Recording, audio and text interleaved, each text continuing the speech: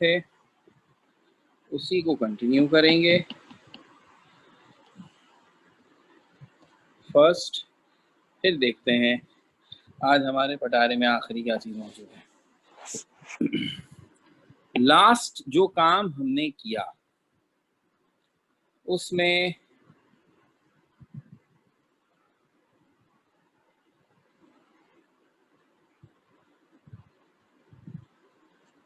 Carboxylic acid के बाकी तो केसेस आ ही गए थे, बस हमने कहा था कि अब उन पर फोकस करेंगे जिनमें एक ही कंपाउंड में एक वक्त में एक से ज्यादा कार्बोक्सिलिक ग्रुप हो, और ये बात बिल्कुल एल्डिहाइड की तरह होगी।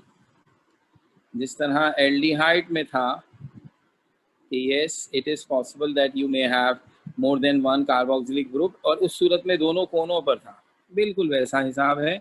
और अगर हमें याद आ जा रहा है कि ये 178 होगा, तो हियर वी हैव जो कंपाउंड बनता है वो ये बनता है।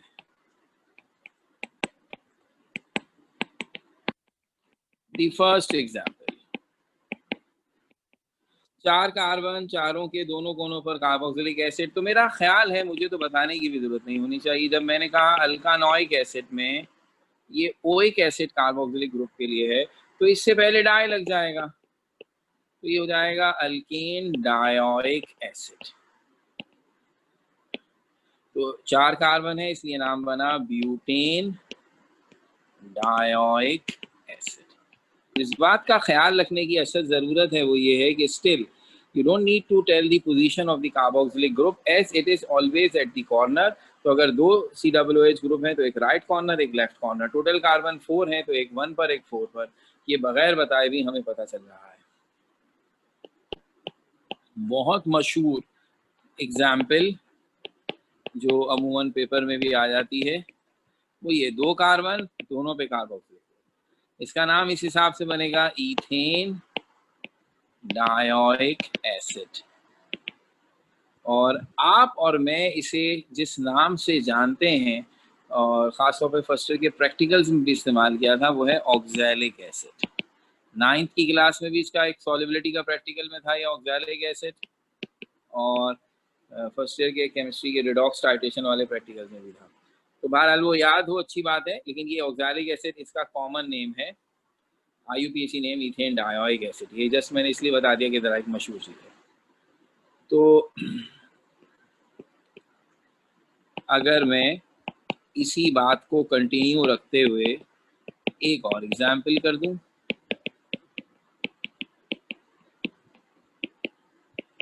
Six carbon, so hexane dioic acid.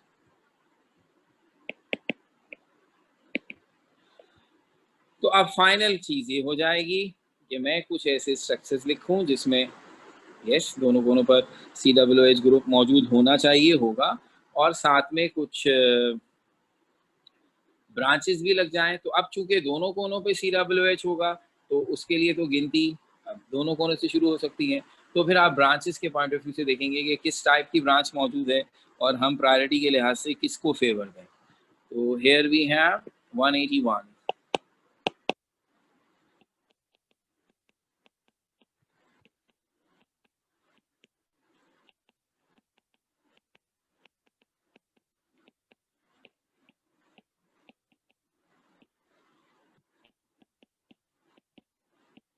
Six carbon compound containing COOH group at both corners। एक जगह लेफ्ट से सेकंड कार्बन पे क्लोरीन है और राइट से सेकंड कार्बन पर मिथोऑक्सी है। ऑब्वियसली हमारी जो फेवर होगी, अब COOH तो इक्विवेलेंट हो गया दोनों तरफ से, तो हम देखेंगे कहाँ से अल्को ऑक्सी ग्रुप करीब पड़ता है, ये OCH3 मिथोऑक्सी, इसकी प्रायोरिटी क्लोरीन से ज़्यादा है। सो गिनती शुरू होगी राइट साइड से, और अल्फाबेटिकल ऑर्डर के हिसाब से नाम बनेगा 5 क्लोरो 2 मिथोऑक्सी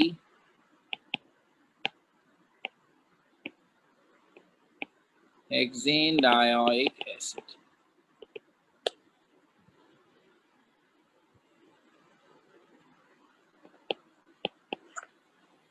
So 182.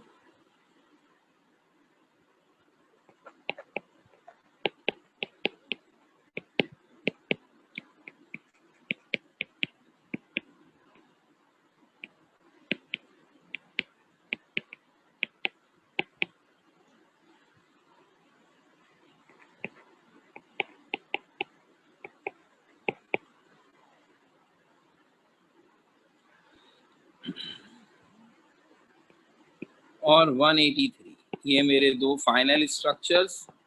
जिसके बाद अब मैं आखिरी फंक्शनल ग्रुप पे जाना चाहूँगा, और ये मैंने रखे हैं आपके लिए। बोर हो रहे होंगे आप, सारे नाम सर खुद दे जा रहे हैं, हम क्या करें। तो अब आप ये दोनों के नाम दें, प्रेजेंट करें, और हम आपको बताएं कि आपने क्या किया है।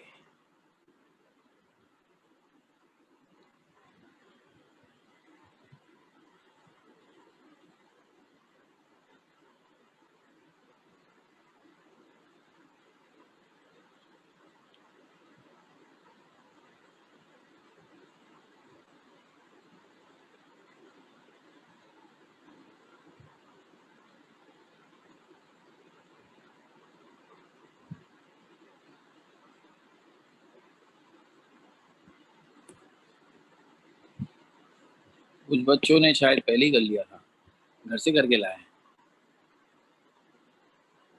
चले भाई, पूछ लेते हैं, कोई बात नहीं।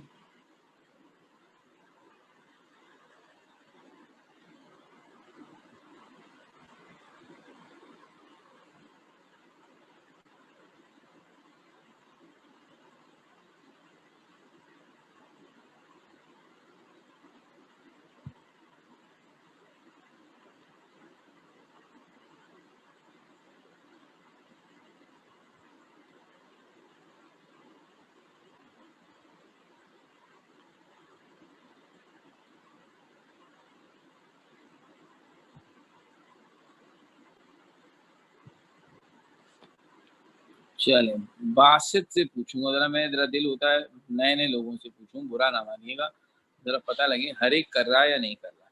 तो अब बासित बताएंगे हमें 182 का नाम। सर 182 का है 2 क्लोरो 5 हाइड्रोक्सी हेप्ट 5 इन डायोइक एसिड। इसका मतलब आप देखो, गौर से सुनिएगा। आपने इसका मतलब है ये फैसला किया कि चूंकि दोनों कोनों पे COOH ग्रुप है, इसलिए गिनती हमें अब ब्रांचेस के हिसाब से देखनी है। OH ग्रुप की टॉप प्रायोरिटी थी उसके बाद, लेकिन वो भी बीच में है, दोनों तरफ से 4 पर है। अब मुकाबला हो गया डबल बॉन्ड और क्लोरीन का। एक कोने से डबल बॉन्ड सेकंड पर है, एक कोने से क्लोरीन। अब आप गौर से प्रायोरिटी लिस्ट को देखिए बेटा, डबल बॉन्ड की प्रायोरिटी क्लोरीन से ज्यादा है।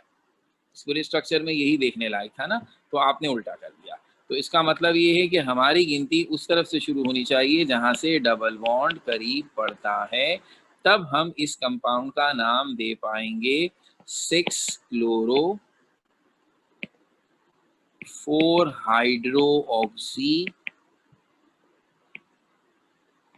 2 हेप्टीन डायोइक एसिड। ठीक है बात। तो ये मकसद हल हुआ मेरा पूछने का, कि आप नाम देने की कोशिश करें, बिल्कुल करें। और यकीनन अभी कोई ऐसी मुझे ऐसे हाई एक्सपेक्टेशंस नहीं है, और ना ही होनी चाहिए कि बस जब आप नाम दें आपका नाम बिल्कुल सही हो। आप ज़िंदगी में पहली दफ़ा ये काम कर रहे हैं। सो और अब आहिस्ता आहिस्ता ये चीज़ें अपने पीक पे आ गई हैं, अब तो ये फिनिशिंग के करीब हैं। और उस मौके पर अब आपको भी अंदाज़ा होगा इतनी सारी चीज़ें होंगी जिनका ख्याल रखना पड़ता है। That just need practice. गलतियां पॉइंट आउट हो, आप ठंडे दिमाग से सोचें और नेक्स्ट टाइम उसका मजीद ख्याल रखें। ओके, ये जो आखिरी वाला है ये ज़रा मुंह का जायका बदलने के लिए है। मैंने कहा ज़रा एक ज़िंदगी का मज़ा तो खट्टे में है ना, तो ये इसलिए मैंने कहा ये दे दूँ। तो फिज़ा, आप मुझे इसका नाम बता रही हैं। Sir 2,3 hydroxy butanoic acid. क्या ये तुम्हारा रक्षा खड़ा हुआ है बाहर। 2,3 डाई हाइड्रोक्सी, दो हाइड्रोक्सी हैं, और फिर ब्यूटेन डायोइक एसिड, दो COOH ग्रुप में, तुम डाई खा रही हो। इसका मतलब है तुम्हें भूख लगी है, और जब किसी को भूख लगे तो उसे कुछ खिलाना चाहिए। तो आपके खिलाने के लिए मैंने ये रखा है भाई। ये कंपाउंड असल में इसका IUPAC नेम तो आपने हमें बता दिया, 2,3 डाइहाइड्रोऑक्सी ब्यूटेन डायोइक एसिड। जिनको खट्टी मीठी चीजें खाने का शौक है ना, तो स्लिम्स खाते हैं आप, वो क्या होती है वो फिंगर चिप्स, उसके ऊपर बड़ी खटास सी लगी हुई होती है, तो आप कहते हैं टाटरी लगी हुई है। ये जो टाटरी होती है ना, ये इससे बनती है, टार्ट्रिक एसिड है इसका कॉमन नेम है, टार्ट्रिक एसिड। तो ये टाटरी में होता है, खट्टा मीठा, खट्टा ही होता है, मीठा नहीं होता। तो ये वो है, मतलब लजीज चीजें खाने वालों के लिए है ये। तो ये कंपाउंड बहरहाल हमें तो नाम ही देना है अभी फिलहाल, हमें कौन से इससे कोई फ्रेंच फ्राइज बनाने हैं या चिप्स बनानी है, बर्गर फिंगर चिप्स बनती है इससे। तो अब आइए आगे, ये हो गया 183 के साथ कार्बोक्सिलिक एसिड के तमाम काम। Last but not the least, ये शायद इसी के लिए बना है क्योंकि जो लास्ट वाला है ना, ये सबसे ज़्यादा टेढ़ा मेढ़ा है और इसीलिए ये लास्ट है कि इससे हम अपने बच्चों को मैसेज देना चाह रहे हैं कि अगर उनके दिल में ये तमन्ना जागती कि सर ऑक्सीजन के सारे ही फंक्शनल ग्रुप बुला देते हैं, हमें आ जाते हैं, हम क्या करें, हम चैंपियन लोग।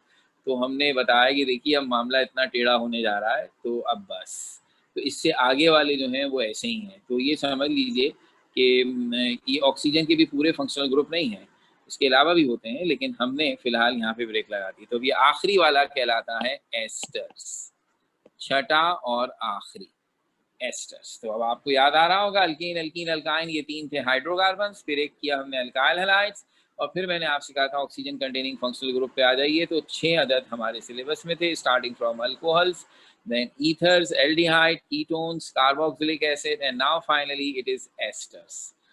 एस्टर्स में हम ये कह रहे हैं कि ये जो आपने अभी अभी कार्बोक्सिलिक एसिड किया है, तो इस कार्बोक्सिलिक एसिड में ये जो COOH में H था ना, ये वाला जिसको मैंने इस दफा थोड़ा बॉन्ड बनाकर ऑक्सीजन से अलग करके शो किया, ये H एसिडिक था, ये पानी में जाकर आयनाइज होता है और इसी की वजह से ये पूरा कंपाउंड एसिडिक बनता है। तो एस्टर में हम आपसे कह रहे हैं कि आप इस H को रिमूव कर दीजिए और इसकी जगह पर भी कोई अल्काइल ग्रुप लगा दीजिए, which may be similar to this black alkyl group or may be different, तो मैंने इसे ब्लू से बना दिया, so it might be different, might be same। या एक दूसरा तरीका जैसा हम अमूमन करते हैं, अगर आपके पास ये कलर वलर नहीं है फिलहाल, तो आप इसके आर के साथ डैश लगा देते हैं। तो हम ये मैसेज देना चाहते हैं कि जितने कार्बन इस वाले अल्काइल ग्रुप में हैं, उतने इस वाले अल्काइल ग्रुप में हो भी सकते हैं और नहीं भी हो सकते हैं, इसका सेम होना सिमिलर जरूरी नहीं है। तो अब ये जो कंपाउंड बना, इसमें फंक्शनल ग्रुप बनता है COO। ये इस COO के दोनों जानिब कार्बन की चेन या अल्काइल ग्रुप है, इस COO ग्रुप को कहते हैं एस्टर ग्रुप। तो COOH हो गया था, तो वो कार्बोक्सिलिक ग्रुप था और वो कार्बोक्सिलिक एसिड की निशानी था। COO में हमने इसे एस्टर ग्रुप कहा है और ये जिस कंपाउंड में होगा वो इसी निस्बत से एस्टर कहलाएगा। सो अगर मैं इसकी डेफिनेशन एक फॉर्मल सी बनाऊं तो मैं कहूंगा if the acidic hydrogen of carboxylic group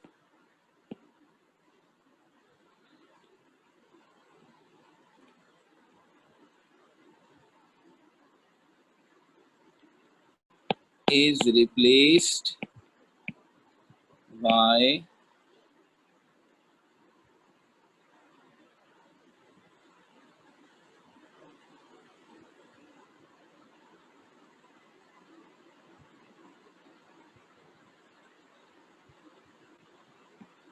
alkyl group compound is called esters। तो अब हमने इसे कार्बोक्सिलिक एसिड ग्रुप की मदद से डिफाइन कर दिया कि कार्बोक्सिलिक एसिड का जो एसिडिक हाइड्रोजन है वो अगर आप रिप्लेस करके उसकी जगह पे आर लगा देंगे तो अब जो कंपाउंड बनेगा वो एस्टर कहलाएगा। तो जनरल रिप्रेजेंटेशन जैसे हमने ऊपर लिखी है,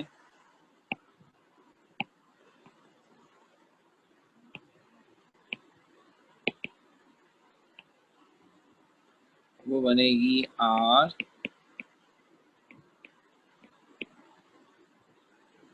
COOR। इसका जनरल फॉर्मूला, एक इंटरेस्टिंग बात यह है कि इत्तेफाक से वही है जो कार्बो ऑक्सिलिक एसिड का है। इस तरह फॉर्मूले के एतबार से ये दोनों सेम है। आप ये वही वाली बात है, ये तो भी हम इसकी एग्जाम्पल लिखेंगे, आप बेशक चेक कर लीजिए। CnH2O2, ये मैंने फिर बार बार कहा कि सिर्फ इसलिए ताकि एक दफ़ा तारुफ हो जाए, वरना ये जहन में रहे। चैप्टर 9 होगा हमारे सिलेबस का चैप्टर, जिसमें हम अल्कोहल से लेकर एस्टर्स तक इन सब के बारे में डिटेल से पढ़ेंगे। इनकी केमिस्ट्री, इनके रिएक्शंस, इनकी प्रिपरेशंस, इनकी सारी बातें जो भी हमें पढ़नी हो सारी आएंगी। उसमें नॉमेनक्लेचर भी आएगा, यानी अगर फर्स्ट कर लें आप चैप्टर खोल कर देखें तो आपको ये भी मिलेगा, लेकिन ये नॉमेनक्लेचर हम अभी पढ़ रहे हैं तो हमने अपनी तरतीब बना ली ना। पहले नॉमेनक्लेचर पढ़ लिया है, अब हम जब इन सारे कंपाउंड्स की डिटेल पढ़ने जाएंगे तो कम अज कम ये टेंशन नहीं होगी कि मैं नाम लूँ तो आप बोलें ये क्या नाम है। थोड़ी देर के लिए सोचिए, अगर सेकेंड ईयर की केमिस्ट्री पढ़ने से पहले ऐसा हुआ ना, हाइड्रोजन का चैप्टर पढ़ लेती तो मैंने नाम इस्तेमाल किया था मीथेनॉल, स्टीम इथेनॉल प्रोसेस, तो क्या उस वक्त ये रियलाइज कर रहा था कोई कि लफ्ज मीथेनॉल में मीथ का क्या मतलब है, एन का क्या मतलब है, ओल का क्या मतलब है? No, we have no idea. अब ये है कि ये सिस्टमैटिक सब कुछ पढ़ने के बाद हम जो रिएक्शंस पढ़ेंगे किसी ना किसी चीज़ का तो नाम लेंगे ना, कि इसने रिएक्शन किया और ये बनाया, तो अब वो नाम हरगिज़ भी हमारे लिए स्ट्रेंजर नहीं होंगे, ठीक है ना। यानी बदतरीन भी अगर किसी की प्रिपरेशन IUPAC नॉमेनक्लेचर की रही है तो कम से कम वो ये नहीं कहेगा कि ये नाम मैंने पहली दफ़ा सुना है, वो कहेगा सुना तो है, याद नहीं आ रहा कि सर ने क्या बताया। दैट इज़ द एक्सट्रीम जो आप से मैं अब एक्सपेक्ट करता हूँ कि जिसको कुछ भी नहीं आता होगा कम से कम वो ये तो कहेगा ना। इतने दिन सिर्फ इसलिए मैं कहता हूँ, इसमें सबसे इंपॉर्टेंट चीज़ है ये आपकी प्रेजेंस, आपके कानों में ये नाम पढ़ते रहें तो फेमिलैरिटी का लोवेस्ट लेवल होगा, लेकिन होगा तो सही ना कि आप ये हाँ सुना है, अभी याद नहीं आ रहा कि ये ओल क्या था, सर ने कुछ बताया था, याद नहीं आ रहा। Even that is okay for me कि चलो ठीक है मैं फिर बता दूंगा, लेकिन मुझे फिर सिर्फ यही बताना होगा ना, ये तो नहीं कि पूरा नॉमेनक्लेचर दोबारा पढ़ाने बैठ रहा है। तो अब अगर आपका लेवल उससे बेहतर है, जो कि यकीनन है, तो फिर तो बल्ले बल्ले है, आराम से पढ़ेंगे हम इंशाल्लाह। तो अब असल बात की तरफ आ जाए। इंट्रोडक्शन ऑफ एस्टर का तो हो गया, लेकिन हमारा असल इस वक्त काम है what is the IUPAC name of this compound. देखिए हम आहिस्ता आहिस्ता तरक्की कर रहे हैं। जब हमने नाम शुरू के बताए थे ना, हाइड्रोकार्बन, एल्केन, एल्कीन, एल्काइन, उन नामों के सिर्फ दो हिस्से थे। ALK पहला पार्ट जो प्रीफिक्स कहलाया, जिसका मतलब था how many carbon atoms are there in the organic compound, और ANE या ENE या YNE सफिक्स जो हमें बता रहा था हमें what are the nature of the bond between carbon. सिर्फ दो हिस्से होते थे। फिर हम ऑक्सीजन पे जब दाखिल हुए तो कंपाउंड के पेरेंट नेम के 3 हिस्से हो गए, number of carbons, nature of bond between carbon, और आखिरी पार्ट होता था प्रिंसिपल फंक्शनल ग्रुप, जहां अल्कोहल में ओल लगा, एल्डिहाइड में AL लगा, कीटोन में ONE लगा, कार्बोक्सिलिक एसिड में OIC एसिड लगा, और अभी देखते हैं क्या लगता है। तो वो 3 हिस्से हो गए। लेकिन अब जो मैंने आपसे कहा ना ये कॉम्प्लिकेटेड है, इसलिए कि ये वो कंपाउंड है जिसका पेरेंट नेम ही जो है वो 4 हिस्सों पर होगा, या एक पार्ट और बढ़ गया। ये आपके लिए हल्का सा इशारा है कि अगर हम ये सिलसिला ऐसे ही चलते रखते तो नए नए कैरेक्टर पता नहीं कौन कौन से आते हैं, दिमाग की दही बन जाती है। बहरहाल, तो अब हमारे सामने नाम किसका रखना है IUPAC नेम, इस चीज का रखना है। वाज़े तौर पर यहाँ फंक्शनल ग्रुप तो COO है जो बीच में आ रहा है, इसके दोनों जानेबार है। तो ऐसा ही काम ईथर में भी आया था, बीच में O था और दोनों तरफ R था। तो मैं कहता था जहां ज्यादा R है, R में ज्यादा कार्बन है, वो पेरेंट चेन ले लो और कम वाले को ब्रांच लो। यहाँ ये नहीं कह रहे हैं, यहाँ ज्यादा कम का झगड़ा रखेंगे ही नहीं। क्यों? क्योंकि हम यहाँ ये कहेंगे कि जो ऑक्सीजन के साथ R लगा हुआ है, जिसको आपने R डैश कहा है, इसमें चाहे 100 कार्बन हो, इसे ब्रांच लेना है। और से सुन लें, वो अल्काइल ग्रुप या वो कार्बन की चेन जो हमारे ऑक्सीजन के साथ लगी हुई COO में जो O है, जिसको मैंने R डैश कहा है, इसमें जितने भी कार्बन हो ये ब्रांच है, और जब ये ब्रांच है तो इसको कहेंगे अल्काइल। तो मेरे नाम के शुरू में इस अल्काइल ग्रुप का तस्करा होगा जो ऑक्सीजन के साथ लगा हुआ है, ठीक है। अब क्या बचा, जब आपने इसका नाम अल्काइल रख दिया, अब बचा ये हिस्सा। इस हिस्से में कार्बोनाइल कार्बन है, यानी वो कार्बन जिसने ऑक्सीजन के साथ डबल बॉन्ड बनाया हुआ है, और उसके साथ एक और अल्काइल ग्रुप भी है। तो इस पूरे को चाहे इसमें कितने ही कम कार्बन क्यों ना हो, ये पेरेंट चेन है। यानी हो सकता है ऐसे भी कंपाउंड हो जिसमें ये जो R डैश है जो ऑक्सीजन के साथ लगा हुआ है, इसमें ज्यादा कार्बन हो, और ये जो कार्बोनाइल ग्रुप के साथ आर लगा हुआ है इसमें कम कार्बन हो, लेकिन उसके बावजूद कार्बोनाइल ग्रुप की वजह से ये जो आर है ये हमेशा पेरेंट चेन में आएगा, यहाँ ज्यादा और कम नहीं देखेंगे। तो अब ये जो मैंने हिस्सा बताया बच गया RCOO, इसका IUPAC नेम है अल्कानोएट। तो बुनियादी तौर पर आप कह सकते हैं कि मेन नेम अल्कानोएट है, जिसका मतलब OATE हमारा नया सफिक्स है। इनका ये बात सही है, लेकिन ये तय रहे सिर्फ अल्कानोएट कुछ भी नहीं होता है। इस अल्कानोएट के लाजमन एक आर इसके साथ लगा हुआ होगा, जिसका तस्करा हम अल्कानोएट से पहले करेंगे। इसलिए पूरा नाम हर एस्टर का अल्काइल अल्कानोएट है। और ये जो लफ्ज अल्काइल आ रहा है पहले, ये एक परमानेंट ब्रांच है जो एस्टर के नेम का कंपलसरी पार्ट है। ठीक है, तो अब मैं इस नाम का अगर तारुफ कराऊंगा तो सबसे पहले यही कहूंगा, ये जो अल्काइल आपने लिखा है नाम के शुरू में, ये कौन है? ये है branch attached to the oxygen of ester group. और फिर जो rest of the part alkanoate कहलाया, तो उसमें जो ALK है ये है number of carbon in parent chain. फिर ये जो AN है ये उस पेरेंट चेन में कार्बन एटम्स के दरमियान bond, nature of bond between carbon. और ये जो OATE है, this is for the presence of ester group.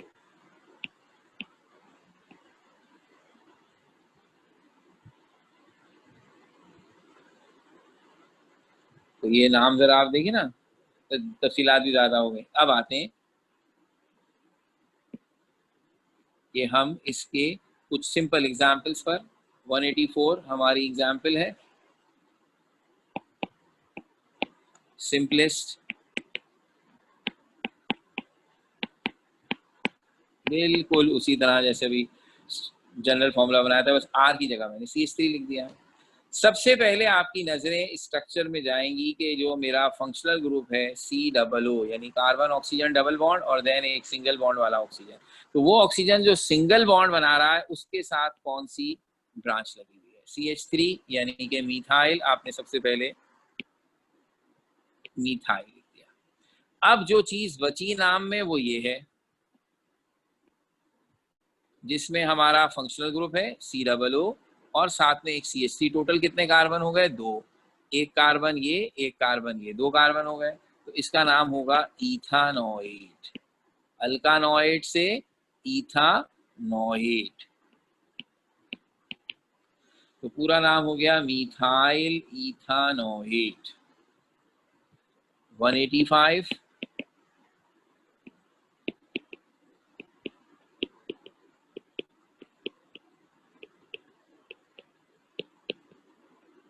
फिर मैंने उसी तरह बना दिया।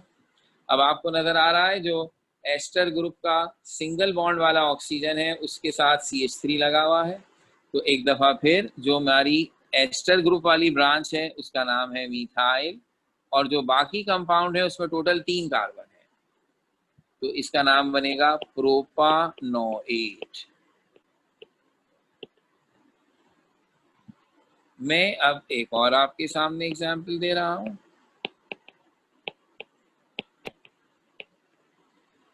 ये ना समझें कि जो ब्रांच एस्टर के सिंगल बॉन्ड वाले ऑक्सीजन से लगेगी वो हमेशा राइट साइड पर ही होगी। इसकी पोजीशन चेंज की जा सकती है ताकि आप ये ना समझें, और आपकी निशानी ये हो कि जस्ट सी कि सिंगल बॉन्ड वाला जो ऑक्सीजन है जो कार्बोनाइल ग्रुप के साथ लगा हुआ है उसके साथ कौन सी ब्रांच लगी हुई है। तो अब उस ब्रांच को मैंने लेफ्ट साइड पे बना दिया, लेकिन मुझे साफ दिखाई दे रहा है कि जो ऑक्सीजन के साथ ब्रांच लगी हुई है ये 2 कार्बन वाला इथाइल है, और बाकी पूरा कंपाउंड जो है अल्कानोएट उसमें 5 कार्बन है। तो इसी बात को जहन में रखते हुए अगर मैं नाम दूंगा तो ये नाम बनेगा इथाइल, सबसे पहले लिखूंगा, और 5 कार्बन वाले अल्कानोएट के लिए लिखूंगा पेंटानोएट। तो अब इन एग्जाम्पल से मैसेज ये चला गया कि आप हमेशा ये देखेंगे जैसे ही आपको COO नजर आएगा ये एस्टर है, योर फर्स्ट थिंग टू सी कि वो O चाहे राइट की साइड पर है या लेफ्ट की, उसके साथ कौन सी ब्रांच लगी हुई है। सबसे पहले उसका नाम, और फिर जो बाकी बांधा कंपाउंड है उसमें टोटल कितने कार्बन है उस हिसाब से अल्कानोइड। या याद रखना है कि जो ऑक्सीजन के साथ कार्बन लगे हुए हैं वो ज्यादा भी हों तो भी वो ब्रांच में होंगे। अभी तक तो ऐसा नहीं हुआ, अब ऐसा कर लेता हूँ। 187 में मैं डेलिबरेटली आपके सामने ऑक्सीजन के साथ जो ब्रांच लगेगी एस्टर में, उसमें ज्यादा कार्बन दिखा रहा हूं ताकि आपको नजर आ जाए कि यहाँ कार्बन की तादाद से फर्क नहीं पड़ेगा, ज्यादा हो या कम, ये हमेशा हमारे लिए ब्रांच रहेगी। तो अब आप देखिए ऑक्सीजन के साथ जो हिस्सा लगा हुआ है उसमें 3 कार्बन है, और 3 कार्बन होने के बावजूद वो प्रोपाइल ब्रांच कहलाएगा। और जो फंक्शनल ग्रुप के साथ हिस्सा है उसमें 2 कार्बन है, वो फिर भी पेरेंट चेन कहलाएगी और इथानोइड कहलाएगी, क्योंकि उसमें फंक्शनल ग्रुप आ गया है, वो कार्बन आ गया है जो डबल बॉन्ड बना रहा है। तो इसलिए पूरा नाम बनेगा प्रोपाइल इथानोएट।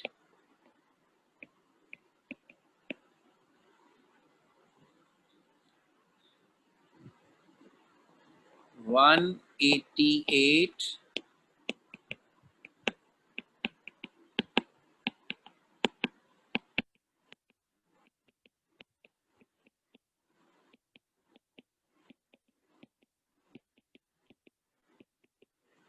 और 189।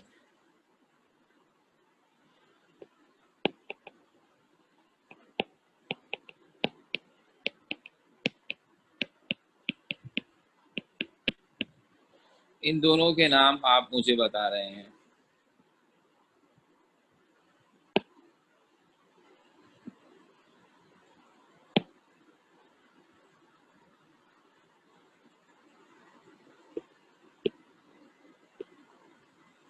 सोलिहा कुरैशी से ही पूछ लेते हैं अब। Sir propyl hexanoate. बिल्कुल सही हो गई बात, ये नाम हो गया प्रोपाइल हेक्सानोएट। और अब 189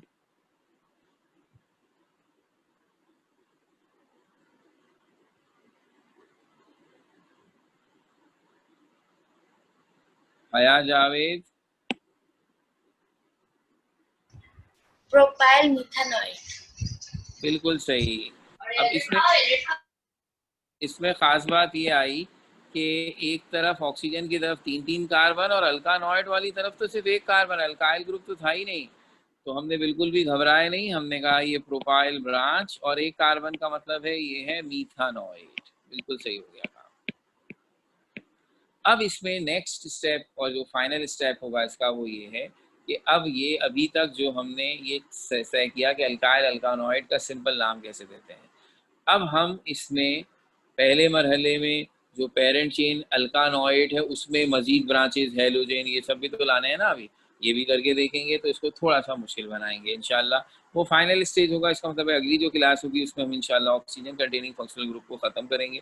उसके बाद बात ख़त्म नहीं हो जाएगी, एक मेजर सेक्शन रह जाएगा, लेकिन वो बहरहाल आखिरी होगा। और वो हम पढ़ेंगे क्या, एक तो हम just for the sake of example nitrogen की वैलेंसी 3 है, ऑक्सीजन के इतने फंक्शनल ग्रुप बन रहे हैं तो नाइट्रोजन की तो फिर कितने बनते होंगे, उसमें सिर्फ एक हमने रखा है अपने सिलेबस में, वो भी सिर्फ नॉमेनक्लेचर, यानी उसका हम नॉमेनक्लेचर पढ़ेंगे, उसके बाद उसकी कोई थ्योरी व्यूरी नहीं पढ़नी हमें, तो वो एक है। और इसके बाद आखिरी चीज होगी जिसमें हम पढ़ेंगे साइक्लिक कंपाउंड्स, ऐसे कंपाउंड जिसमें कार्बन की चेन साइक्लिक है, तो वो एक इम्पॉर्टेंट हिस्सा होगा and that's the last part. ये हमारा वो हिस्सा है जो नॉमेनक्लेचर का अब रह गया, मैंने आपसे कहा था और उस पर मैं कायम हूँ इंशाअल्लाह ताला। आज इसी वक्त या कल सुबह से पहले एक अदद आपको हम असाइनमेंट आपसे शेयर करेंगे, जिसमें अगर एस्टर होगा भी तो हल्का वाला, यानी जितना आपने पढ़ा है, लेकिन बुनियादी फोकस होगा कि मैं कार्बोक्सिलिक एसिड तक के नामों को उसमें शामिल करूं आपकी प्रैक्टिस के लिए। आपने वो स्ट्रक्चर्स सॉल्व करके सिर्फ अपने तक रखने हैं, गलती से भी मुझे सेंड किया मैं नहीं देखूंगा भाई, मैं साफ बता रहा हूँ कि मेरे पास 2 टेस्ट जमा है, मुझे वो देखने हैं पहले, और मैं बहरहाल उसके जवाब भी आपसे शेयर करूंगा और अपनी अगली क्लास में भी डिस्कस करूंगा ताकि किसी को कोई प्रॉब्लम ना हो। ठीक है, ये स्लाइड्स मैं भी आपसे शेयर कर लेता हूँ। Thank you very much.